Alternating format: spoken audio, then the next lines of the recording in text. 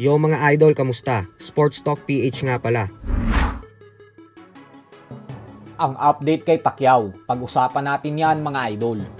Ngunit bago ang lahat ay huwag kakalimutang mag-subscribe at i-click ang notification bell button for more sports talk.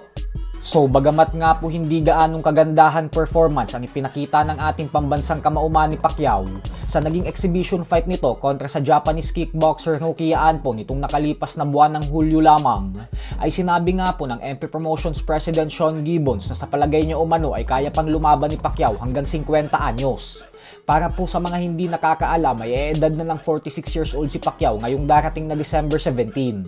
At taong 2021 pa ito huling beses lumaban, kung saan natalo ito via unanimous decision sa kamay ng former WBA welterweight world champion Yordenis Ugas. Pero ayon nga po kay Gibbons, ay tatakbo si Pacquiao sa 2025 senatorial elections bilang senador at magiging busy na umano ang 8th Division World Champion magmula February 11 hanggang sa mismong araw ng eleksyon sa May 11. Subalit kung may magawa daw silang laban para kay Pacquiao bago magtapos ang buwan ng Enero, ay handang-handa daw talaga ang ating pambansang kamao na muling sumampa sa ibabaw ng lona bago mag-umpisa ang kampanya.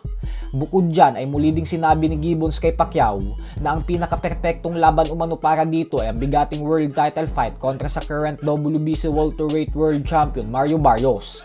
Lalo pat nagbigay na mismo ng go signal ang mismong WBC President Mauricio Sulaiman na kung magdesisyon umano si Pacquiao na bumalik sa professional boxing ay agad daw nila itong ibibigay ang world title fight kontra kay Barrios. Bukod dyan ay maging si Barrios din at ang buong kampo nito ay handang labanan si Pacquiao dahil para sa kanila ay isang napakalaking pagkakataon umano nito na makasagupa sa ibabaw ng lona ang isang legendary pound for pound fighter.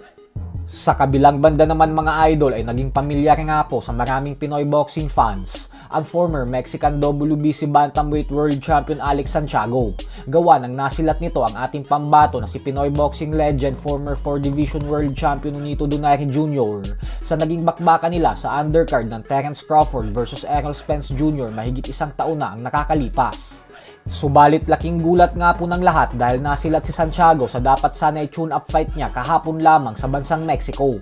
Natalo po ito ng heavy underdog na si Jose Calderon via decision.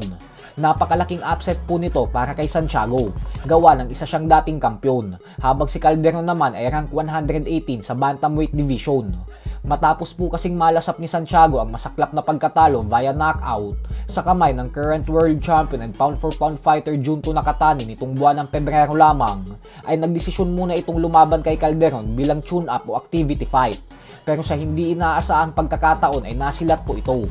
Kaya naman dahil po dyan ay lumagapak na ngayon ang record ni Santiago sa 28 wins with 40 knockouts at 4 na talo. Bukod dyan ay nanggagaling na din siya ngayon sa 2 magkakasunod na talo. So hanggang dito na lang po muna tayo mga idol.